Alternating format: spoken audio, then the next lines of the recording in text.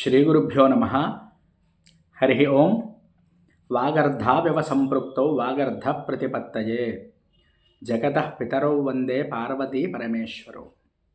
మనకి విశేషమైనటువంటి పండగల్లో భోగి, సంక్రాంతి, కనుమ ఈ మూడు కూడా ఈ తెలుగు రాష్ట్రాల్లో ప్రజలు చాలా చక్కగా ఆనందంగా ఆహ్లాదంగా జరుపుకుంటూ ఉంటారు. అసలు చాలామంది భోగి ఎందుకు జరుపుకోవాలి అని చెప్పి దాని యొక్క విశేషం ఏమైనా ఉంటే పెట్టండి అని చెప్పి నన్నైతే అడగడం జరిగింది.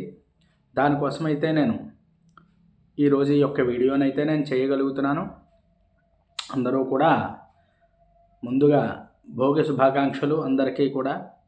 ఈ భోగి పండగ చేసుకోవడానికి కారణం ఏమిటి అంటే, భోగి రోజు చాలామంది ఏం చేస్తూ ఉంటారయ్యా అంటే, కోళ్ల పందాలు అవి కాదండి. ముందుగా చేయవలసింది ఏమిటి అంటే, ఉదయాన్నే లేచి అభ్యంగ స్నానము, చక్కగా ఒంటికి నూనెది కూడా పోసుకొని నలుగు పెట్టుకుని చక్కగా స్నానం చేసి మరి నూతన వస్త్రాలు కొత్త బట్టలు అవి కూడా ధరించి చక్కగా ఈ పండగనైతే జరుపుకోవాలి. ముందుగా భోగి మంటను వేసుకుని అందులో ఆవు పిడకలు అవి ఉంటే కూడా వేసుకుని నమస్కారం చేసుకున్నట్లయితే చాలా విశేషమైనటువంటి పుణ్యం.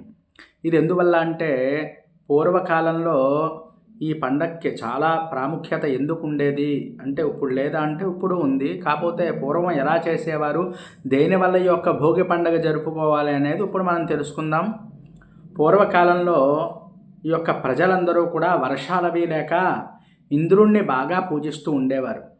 ఆ ఇంద్రుణ్ణి అలా పూజలు అందుకుంటున్నటువంటి ఇంద్రుడికి చాలా గర్వం ఎక్కువగా పెరిగిపోయేటప్పటికీ అందరూ అది చూసినటువంటి శ్రీకృష్ణుడికి ఎలాగైనా సరే ఇంద్రుడికి గర్వం తగ్గించాలి అని చెప్పి అనుకుని ఏం చేశాడయ్యా అంటే, ఈ యొక్క యాదవులందరూ కూడా ఈ యొక్క ఇంద్రుణ్ణి పూజించడం మానేసి ఈ భోగి పండగ రోజు గోవర్ధన పర్వతాన్ని అందరూ కూడా పూజించండి అని చెప్పి శ్రీకృష్ణ పరమాత్మ సాక్షాత్తు చెప్పాడు.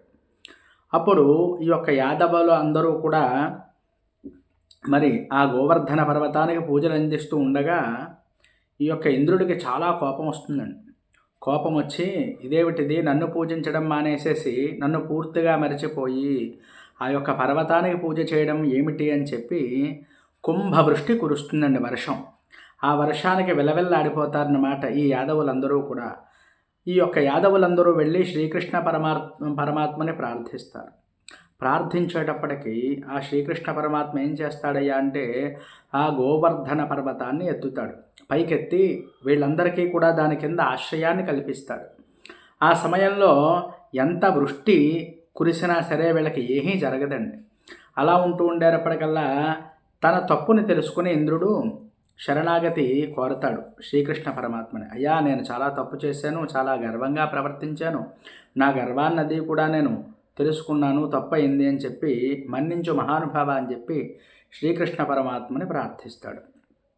ఆ సమయంలో సరే, గర్వం తెలుసుకున్నాడు కదా. ఎందువల్ల ఇదంతా జరిగింది అంటే, మన వ్యవసాయానికి మూలాధారం ఏంటండి, పాడికి పశువులు కూడా చాలా విశేషమైనటువంటిది, పశు సంపద అంటారు.